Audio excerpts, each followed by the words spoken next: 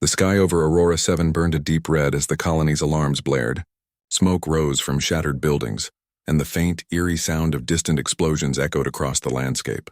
The humans in the colony ran in every direction, seeking shelter, water, or any form of protection. The Zerth, a relentless alien species with sharp exoskeletons and advanced weapons, were everywhere. They tore through the colony's defenses like a storm through a forest. In the command center, a group of leaders huddled around a glowing map of the colony.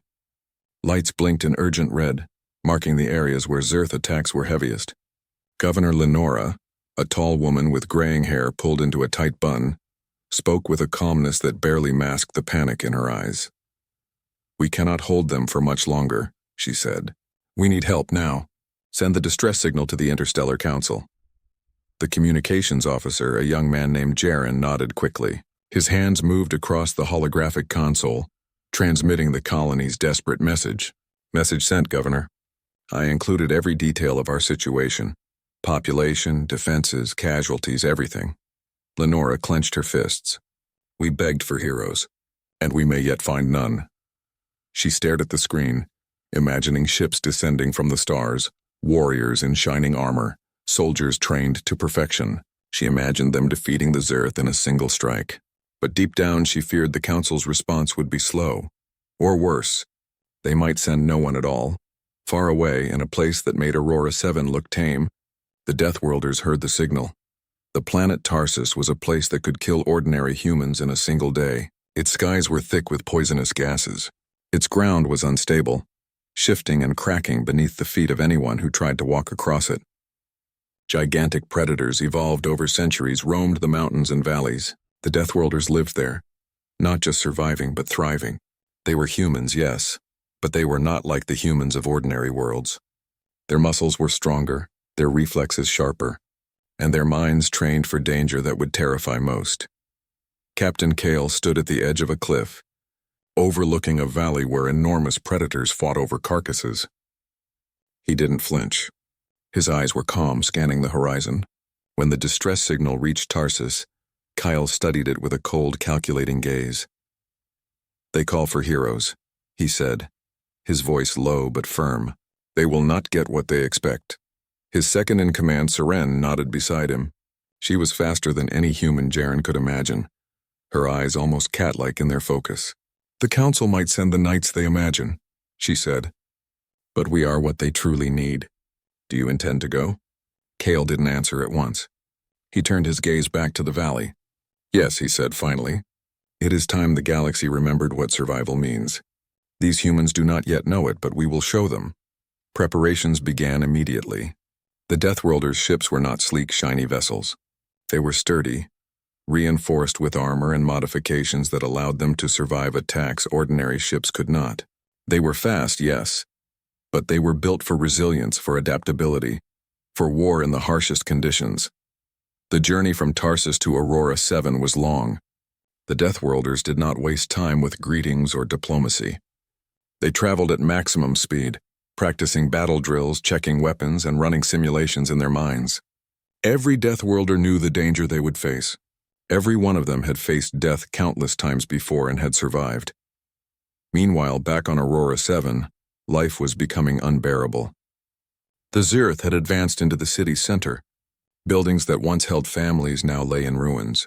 Civilians crouched in basements, warehouses, and empty factories, clutching whatever weapons they could find. Some fired at the approaching Zerth, but their bullets were no match for the alien armor.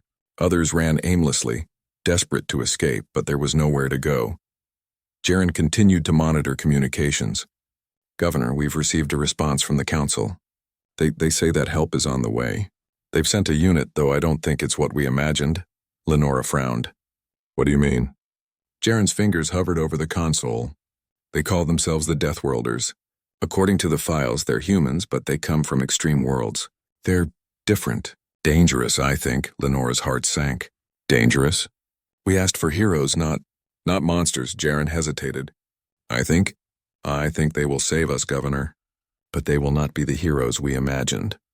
Across the stars, Kale's ship emerged from the darkness of hyperspace. Aurora 7 lay below like a fragile jewel under siege.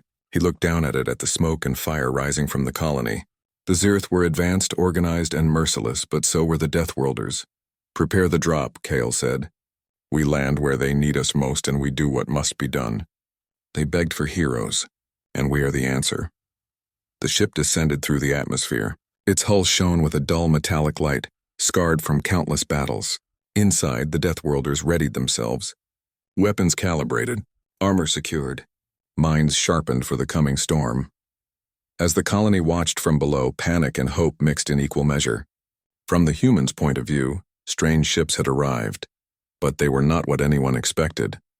No shining knights, no ceremonial fanfare, only survivors from a planet that could kill humans with ease, stepping into the inferno of their world. The first Deathworlders touched the ground. Dust and debris rose around them. They moved with precision, scanning the area, reading threats as if they were part of the landscape. A small group of colonists stared wide-eyed and trembling. One man whispered, Are they going to help us?" Kale's voice cut through the air. "We are here. Stay alive and follow instructions. You will survive. That is all that matters." Serene moved to the front, signaling the colonists to follow. "Move quickly. Zarth patrols are near. We take the fight to them before they reach your shelters." The humans hesitated. They had imagined saving hands cloaked in heroism. Instead, they saw faces lined with scars, eyes sharp as predators, movements quick and deliberate.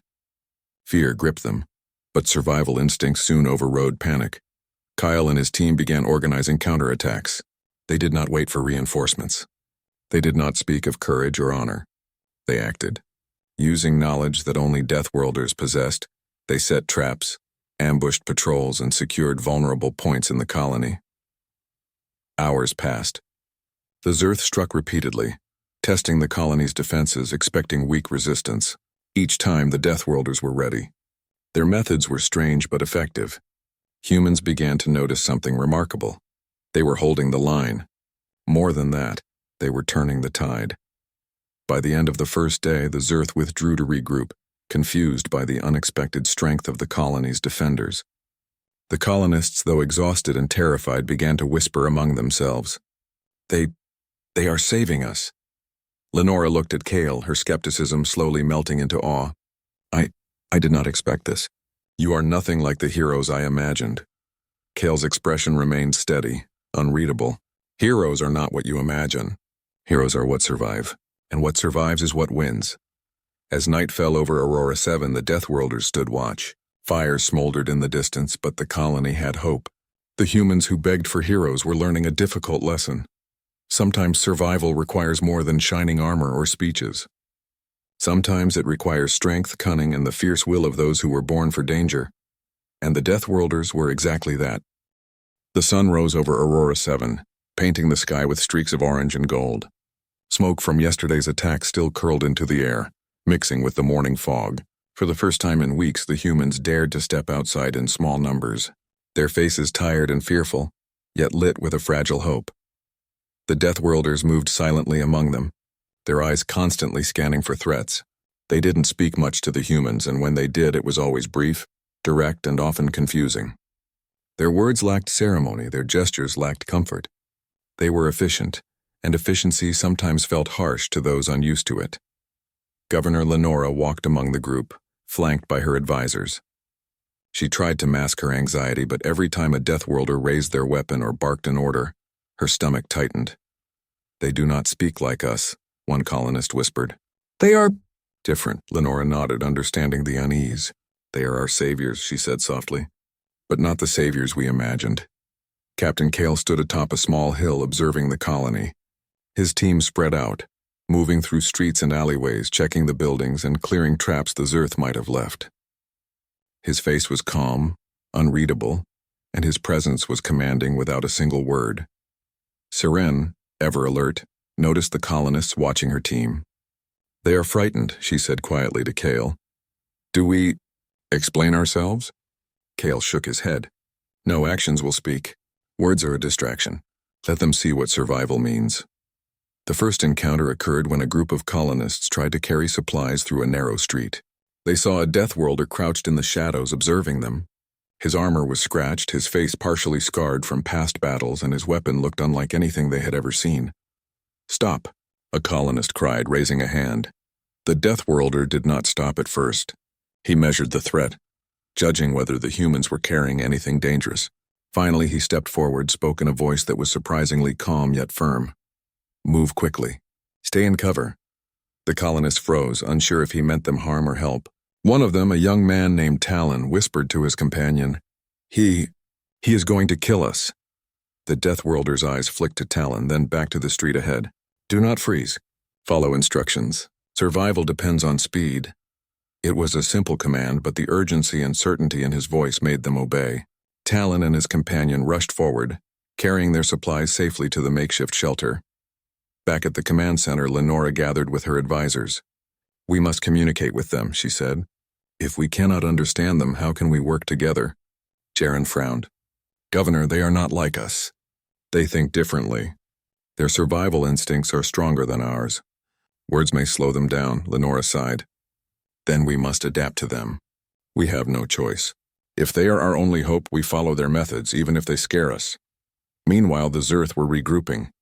Their scouts reported back on the strange new arrivals. Unlike the humans they had attacked before, these newcomers moved with deadly precision, almost as if the colony itself had transformed. The aliens paused, confused by the Deathworlders' methods. Kale led a small team toward the outskirts of the colony, where Zerth patrols were spotted. Unlike ordinary soldiers, the Deathworlders used the environment to their advantage. They climbed walls, hid in shadows, and set traps that the Zerth could not anticipate. A patrol of 4 Zerth approached. They were armed with energy weapons and shields designed to withstand human attacks, but Kale's team moved silently, and in moments the patrol was incapacitated. The humans watching from windows gasped.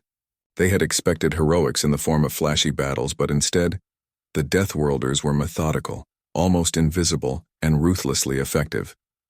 Why don't they fight like normal soldiers? A colonist whispered. Why are they sneaky? Because they survive, Lenora answered quietly. That is what matters. As the day progressed, misunderstandings multiplied. Colonists saw the Deathworlders interrogate prisoners harshly, drag wounded humans through dangerous streets, and issue orders without explanation. To the humans, it looked like cruelty or recklessness. To the Deathworlders, it was simply strategy. Every decision had a purpose. Every action was calculated for survival. By midday, Kale gathered the leaders of the colony, including Lenora, in the command center. His team cleared the room, leaving only the essential humans. His armor clanked as he moved, and the air seemed to tense with his presence. You fear us, Kyle said bluntly. His voice carried authority, not anger. We are not what you imagined. We are not your heroes in shining suits. We are what survives. If you follow us, you live. If you do not, you die. That is all. Lenora swallowed hard. We want to understand you, but your ways, they are frightening. Kale's gaze softened just slightly. Fear is natural. Use it. Do not waste it on us. Waste it on what hunts you. Then he turned and left, signaling that the meeting was over. The colonists were left in stunned silence. They did not like him. They did not fully trust him. But they could not deny the truth. Since the Deathworlders arrived, more humans had survived than in the entire previous week. Later that afternoon, Seren led a group of colonists to help reinforce barriers. She demonstrated how to hide, how to move silently, and how to anticipate the Zerth attacks. The humans struggled at first, fumbling with the techniques and whispering nervously. Your hesitation will get you killed, Seren said sharply, though not unkindly. You will learn or you will die. There is no other way. Despite the harshness, some colonists began to understand. They watched her carefully, copied her movements, and began to adapt. Small victories, avoiding a patrol, reaching a supply cache safely, gave them confidence. That evening, a larger Zerth attack came from the north. The Deathworlders were ready. Kale coordinated a counterattack with precision, sending colonists to safe positions while his team engaged the aliens directly. The humans watched in awe as the Deathworlders moved like shadows, striking quickly and disappearing before the Zerth could respond.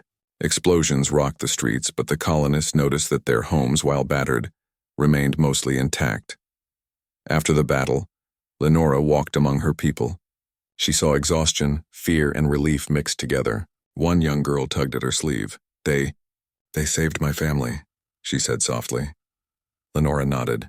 Yes, they did. But they are not like the heroes we imagined. They are something more, and something harsher, Cale observed from a distance. He saw the humans beginning to change, how fear was turning into caution, how panic was turning into strategy. It was a small step, but an important one. Tomorrow, Cale said to Seren, we show them more. We teach them survival, not illusions. The Zerth will not wait for them to learn. We must lead. Seren nodded. And some will resist our methods. Cale allowed a small smile. Let them resist. The universe respects survival, not wishes. That night, the Deathworlders patrolled the colony silently. Fires burned in the distance, smoke curled into the sky, and distant roars of the Zerth echoed. The humans slept uneasily, but for the first time in weeks they slept at all. The presence of the Deathworlders, terrifying as it was, offered protection. Meanwhile, in the shadows beyond the colony, Zerth leaders observed the newcomers. They exchanged clicks and guttural sounds, confused and wary.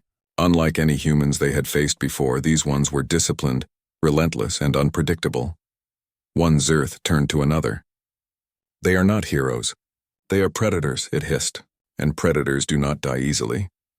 The colonists did not know it yet, but the Deathworlders were not here to please them. They were here to ensure survival, to reshape the way humans on Aurora 7 understood courage, strategy, and strength. The first day had passed. Misunderstandings remained, fear remained, but so did hope. The Deathworlders were a challenge to their expectations, but in the harsh reality of their world, expectations mattered less than survival. As Aurora 7 sank into its uneasy night, Cale's words echoed through the command center. Heroes are not what you imagine. Heroes are what endure. Tonight you will learn to endure, and with that, the Deathworlders prepared for the battles yet to come, unaware of how much the humans would learn from them, and how much the humans would need to change to survive the war ahead. Aurora 7 woke to a tense silence. The air was thick with smoke from yesterday's battles, and the city's buildings were scarred with new craters and burn marks. Civilians moved cautiously, peering from windows or behind barricades, waiting for signs of the next Zerth attack. Captain Cale and his Deathworlders were already awake, surveying the city from the highest rooftops they could reach. They had spent hours planning, observing patrol patterns, and mapping escape routes. Every detail mattered. Every decision could save lives, or lose them. Patrols are increasing, Seren reported, pointing to small blips on her holographic scanner. The Zerth are testing our defenses. They are probing for weaknesses, Cale nodded. Good, let them test. Let them expose themselves. We will be ready. The humans watched from below, hearts pounding. Some whispered prayers. Others gripped weapons with white-knuckled hands. They had learned to trust the Deathworlders' methods, though they did not always understand them. And today, understanding would be a luxury. They would witness the full power of the Deathworlders' advantage. By mid-morning, the Zerth launched a full-scale assault. Alien ships hovered above the city, dropping squads of soldiers into streets and plazas. Their exoskeletons gleamed in the sunlight, their weapons emitting faint green energy pulses. The humans panicked, but the Deathworlders moved with calm precision. Kyle led a small squad through narrow alleys, their boots silent on broken pavement. They placed traps, hidden pits, tripwires, and devices that emitted blinding light when triggered.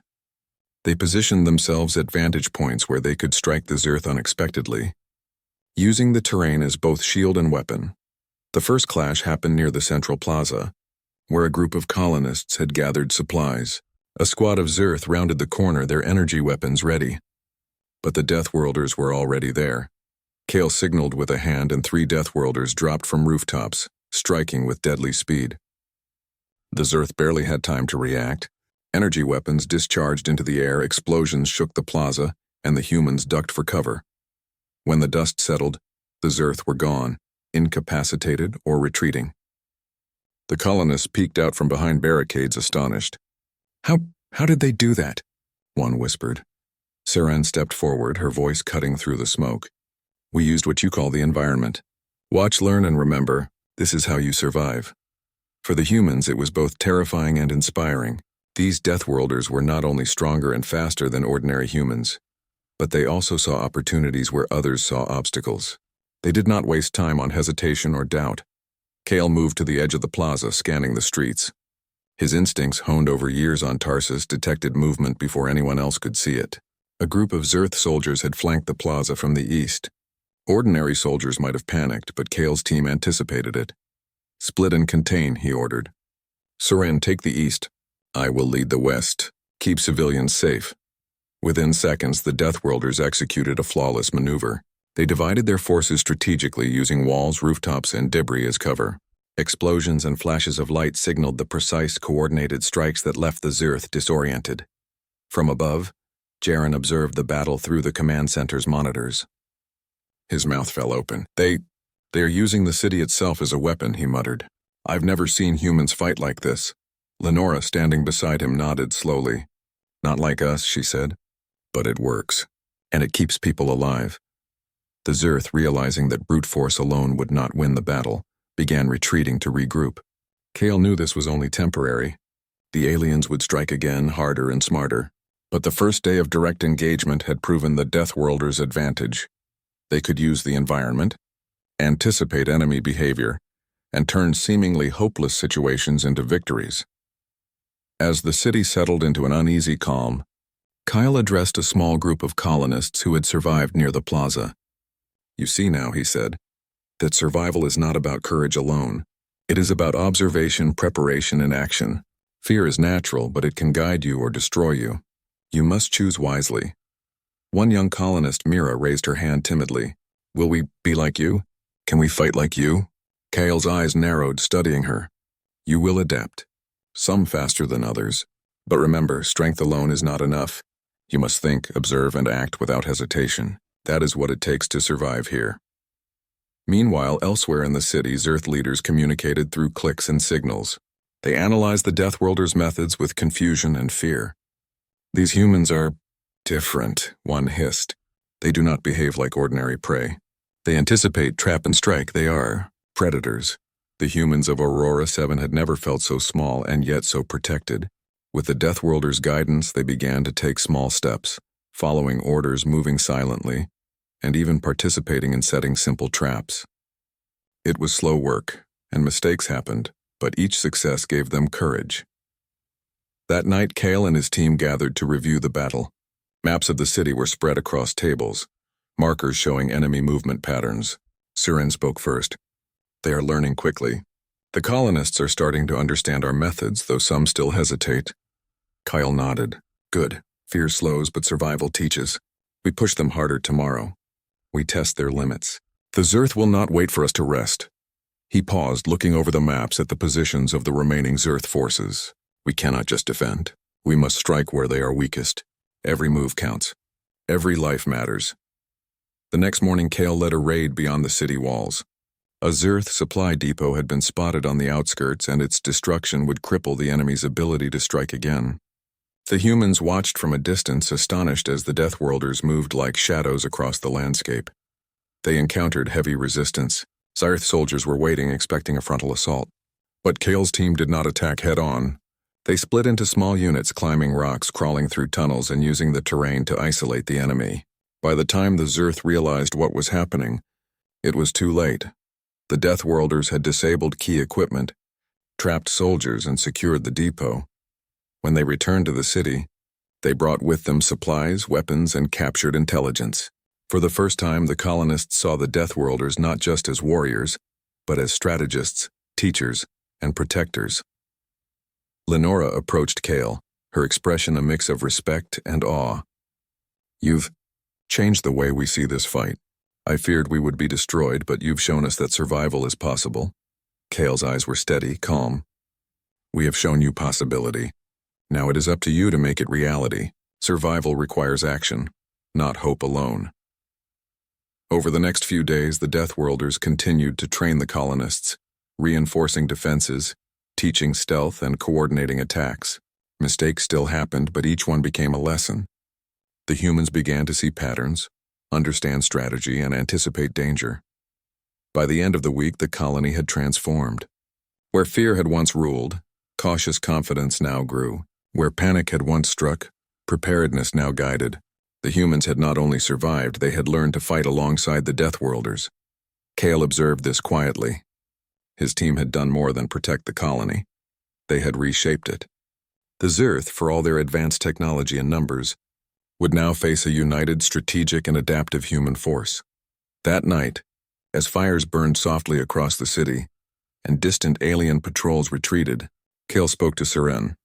They are beginning to understand, but understanding is not enough. The next wave will test them more than anything yet. Seren nodded. And we will be ready. They may never fully understand us, but they will survive. Kale allowed himself a rare small smile. Survival is what matters. And sometimes that is the greatest lesson of all. The humans of Aurora 7, exhausted but alive, finally slept peacefully. The Deathworlders kept watch from the shadows, guardians born of Deathworlds, ready for whatever challenge came next. And deep in the skies above, distant Zerth scouts watched with growing fear. They had encountered humans before, but never like these. These were the Deathworlders, and they were not just fighting for themselves. They were teaching humanity what it truly meant to endure. The city of Aurora 7 lay in uneasy calm under a pale gray sky. The smoke from previous battles lingered, curling through broken streets and shattered rooftops. Civilians moved cautiously, some returning to damaged homes, others helping to rebuild barricades. For the first time, hope began to mix with fear. Hope that survival was possible, fear that the Zerth would strike again. Captain Kyle and his Deathworlders were not content to wait. They knew the Zerth had a larger plan, something far more dangerous than their usual attacks. Intelligence gathered from previous skirmishes suggested a massive weapon, capable of obliterating entire sections of the colony in one strike. We must act before they deploy it, Kyle said, examining the holographic map in the command center. His fingers traced the paths of enemy supply lines and patrols. If we allow them to control it, the colony dies. Seren, standing beside him, nodded. The weapon is heavily guarded. Their patrols have doubled and they expect a counterattack. Kale's eyes narrowed. Good. That means they underestimate us. That is our advantage. The humans, still adjusting to Deathworlder methods, listened quietly. Some were skeptical, some terrified, but all trusted Kale's judgment. They had survived previous assaults thanks to his guidance, and they understood in a way that bold action was the only path to victory. By midday, Kale assembled a strike team. The goal was to infiltrate the Zerth warship orbiting the planet, disable the weapon, and return with enough intelligence to prevent future attacks. It was a daring plan, one that no ordinary human could hope to execute, but the Deathworlders thrived on risk. Colonists will secure the city, Kale said. We go where the Zerth cannot expect us. Speed, precision, and adaptation will decide the outcome. The humans watched as Kale and his team boarded sleek, reinforced ships designed for rapid infiltration. The vessel hummed with energy as it launched into orbit, cutting through clouds and smoke with quiet efficiency. Tension gripped the colonists as the ships disappeared into the sky, leaving them to defend Aurora 7 on their own. Inside the ship, Kale moved swiftly, issuing silent signals to his team. Every member understood the plan without words. The corridors of the craft were narrow and dimly lit, but the Deathworlders navigated them effortlessly. Sensors scanned for threats, weapons primed for rapid deployment. As they approached the Zerth warship, orbiting silently above the colony, Kale studied its defenses. The ship was massive, bristling with turrets, shields, and guard posts. Ordinary attackers would never penetrate it, but the Deathworlders were far from ordinary. Divide into teams, Kale ordered. Serene, you take the upper deck and neutralize the turrets. I will lead the central unit to the weapon core. The rest of you cover entry points. Stay sharp, move fast, and remember, survival comes first. The drop pods released from their ships, hurtling toward the warship with precision. The Deathworlders hit the surface with minimal noise, rolling to absorb impact and dispersing immediately into tactical formations. The Zerth soldiers were ready, but they did not expect such organized, silent infiltration. Serene's team moved along the upper deck, disabling automated turrets before they could detect the intruders. Her movements were swift, almost fluid, and every strike was lethal and precise. Zerth patrols fell silently, unaware of what had struck them until it was too late. Kale's central unit reached the weapon core, a massive device capable of leveling entire city blocks.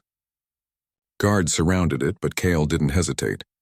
Using the environment, he and his team approached from multiple angles, creating distractions, cutting off escape routes, and striking with perfect timing. Explosions rocked the core as the team breached its defenses. Sparks flew from damaged circuits and alarms blared throughout the warship. The Zerth scrambled to respond, but the Deathworlders' tactics were unmatched. Every movement, every action had been anticipated. Meanwhile, back on Aurora 7, the colonists held their positions. They had learned enough from the Deathworlders to organize small defenses, setting traps and communicating with signals Kyle had taught them. Though fear lingered, confidence grew with every successful maneuver.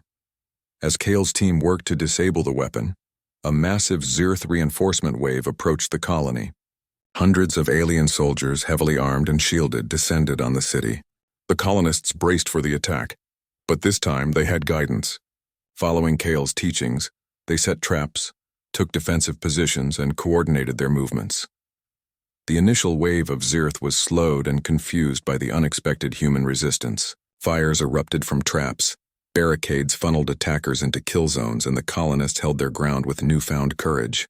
Each success bolstered morale, proving that they could survive even under the most intense pressure. High above, Kale's team reached the final stage of their mission. The weapon core was exposed, its energy field pulsing ominously. Zarth soldiers attempted to intervene, but the Deathworlders moved faster, striking with precision and efficiency.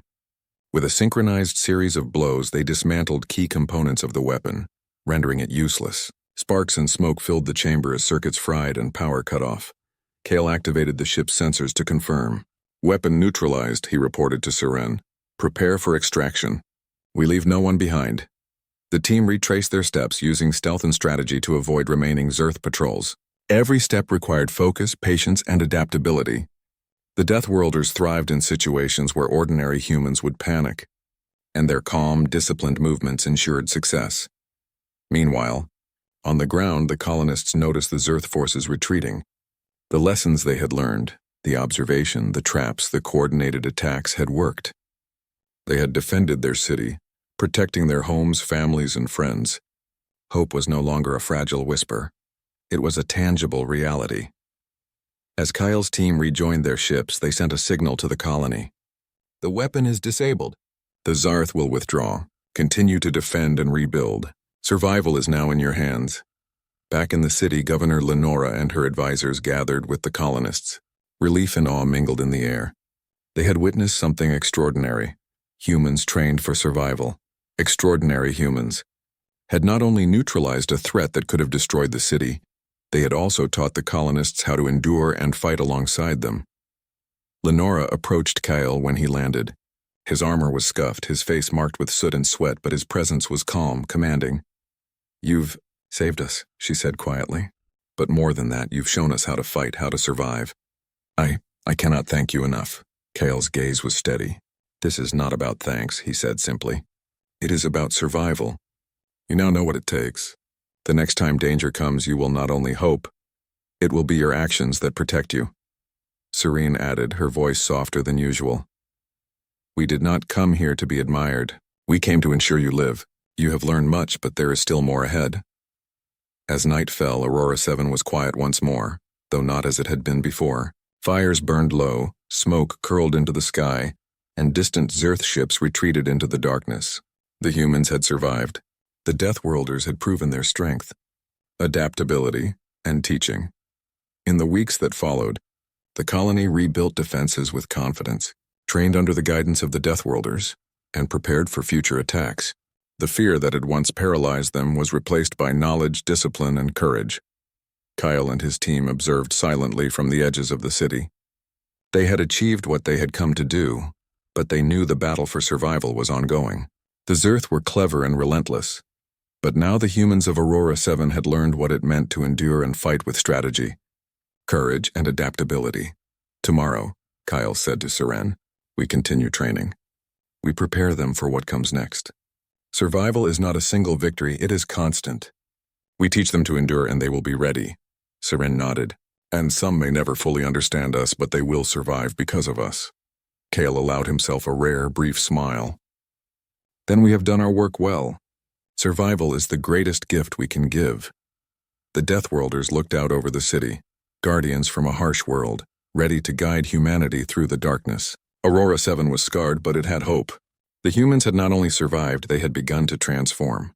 And the galaxy would soon see that heroes are not always what they seem. True strength comes from endurance, skill, and the courage to face what others cannot. The city of Aurora 7 breathed in the quiet aftermath of battle. Smoke still curled gently from broken buildings, and the air smelled of scorched metal and ash. For the first time in weeks, the humans could move freely, though cautiously. The once panicked streets were filled with survivors helping each other, repairing barricades, and salvaging what they could from the wreckage. Captain Kale and the Deathworlders stood on the high walls of the city, observing everything. Their presence was imposing yet calm, a steadying force in the aftermath. The Zerth had retreated, their weapon destroyed, their forces scattered. For now, the immediate threat was gone. Governor Lenora approached Kale, her expression a mix of relief, gratitude, and something she had never shown before: admiration. "The colony is alive because of you," she said. "You didn't just fight, you taught us. We have learned more in these past weeks than in decades of training." Kale's face was stern, but his eyes softened slightly. "We did not come to be admired. We came to ensure you survive. The lessons remain, but it is up to you to continue them." Seren stepped beside him. "Strength alone does not protect. Observation, adaptation, and courage do. You have begun to understand that. Remember it." Across the city, colonists worked side by side with the Deathworlders. Children carried water to injured survivors. Adults reinforced walls and traps, and even some who had once been terrified now moved with purpose. The transformation was visible. Fear was giving way to confidence, hesitation to careful planning. Mira, the young girl Kale had spoken to weeks before, watched a group of Deathworlders teach a small squad of colonists how to scout and anticipate enemy movements. She mimicked their gestures, crouched low behind cover, and whispered signals to her friends. When a minor alarm sounded, she led them quickly to safety, just as the Deathworlders had taught. "They are amazing," Mira whispered. "I think we can really defend ourselves now." In another part of the city, Talon helped build a trap that would slow any future Zerth patrols. His hands were rough and blistered, but his movements were precise. He had seen firsthand how strategy and preparation could save lives. Jaren observed everything from the command center, a quiet smile on his face. "We asked for heroes," he muttered to Lenora. "We expected shining armor, speeches, and bravado. But this is better. We have warriors, teachers, and survivors," Lenora nodded. "They are not like us," she admitted, "but they have shown us what we can be." Courage is not just a word. It is action. Meanwhile, Kale's team gathered one final time.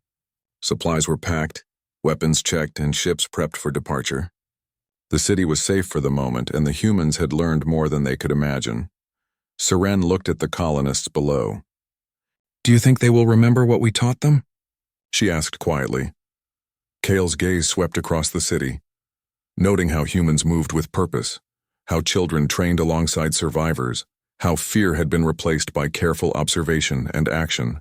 "They will remember. Some will even surpass us. The universe underestimates humans, but this colony will not be forgotten." Before leaving, Kale and Seren addressed the colonists from the central plaza. The humans gathered around, listening intently. Kale's voice rang out, firm but calm. "You have survived where others would fail.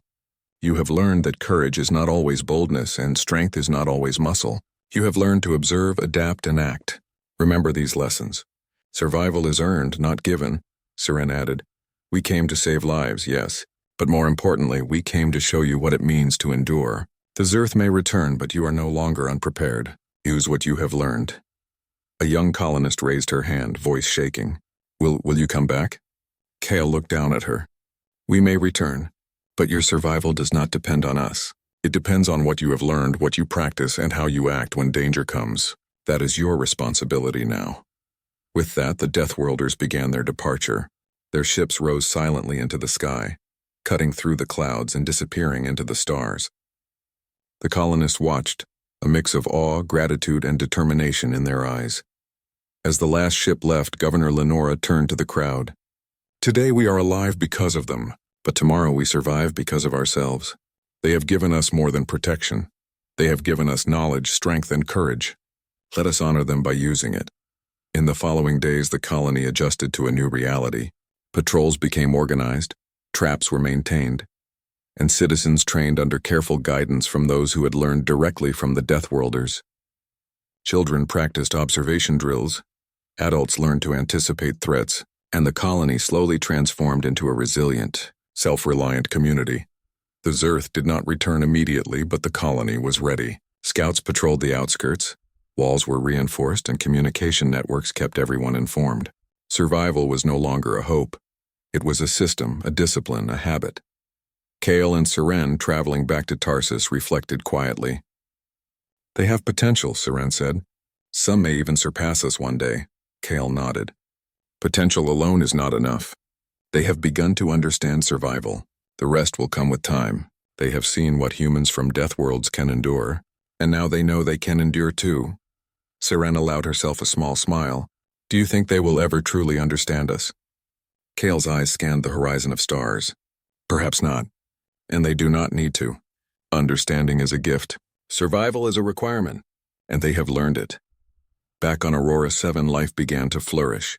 Markets reopened, streets were cleaned, and the colony began to rebuild stronger than before. The children who had trained alongside the Deathworlders grew curious and confident, asking questions and practicing drills. The adults took lessons seriously, realizing that survival required vigilance, adaptation, and courage. Governor Lenora walked among her people, observing the changes. Where fear had once dominated, determination now ruled. Where panic had ruled the streets, preparation and calm now prevailed. "They have given us more than survival," she said to Jaren. "They have given us a future." Jaren nodded. "A future where we are ready, not just hoping to be saved." Even as peace returned, the memory of the Deathworlders lingered. Stories spread across the colony, of silent attacks that saved lives, of brilliant strategies that outsmarted the Zerth, and of humans who could survive anywhere, even on worlds that would kill ordinary people. Children whispered about Kale and Seren, imagining themselves one day as brave, smart, and resourceful as the Deathworlders. Adults used the lessons they had learned to train, prepare, and teach others. The colony had changed forever, and in the skies above, the Deathworlders' ships became distant points of light, symbols of what humans could achieve when pushed beyond limits. Aurora 7 was safe, but more importantly, the humans were no longer helpless. The Zerth may return one day, but they would find a colony transformed. They would face humans who had learned to survive, adapt, and fight with precision, courage, and intelligence. The Deathworlders had left, but their lessons remained, permanent and powerful. Kale looked back at the stars, thinking of Aurora 7. "They will endure," he said softly. "They have seen what humans from Deathworlds can do, and now they know they can do it too. The universe may underestimate them, but they will not fail." Seren placed a hand on his shoulder. "They are ready for what comes next." "We did what we came to do," Kale nodded. "Yes. And one day they may even surpass us." As Tarsus grew closer on the horizon, Kale and his team prepared for the next mission. The galaxy was vast, dangerous, and full of challenges, but the Deathworlders thrived where others would fail. Aurora 7, scarred but alive, looked to the future with hope, knowledge, and courage. They had begged for heroes, and though the Deathworlders had come in forms they did not expect, they had answered. Not with grandeur or ceremony, but with strength, strategy, and lessons that would last a lifetime. And for the humans of Aurora 7, that was more than enough.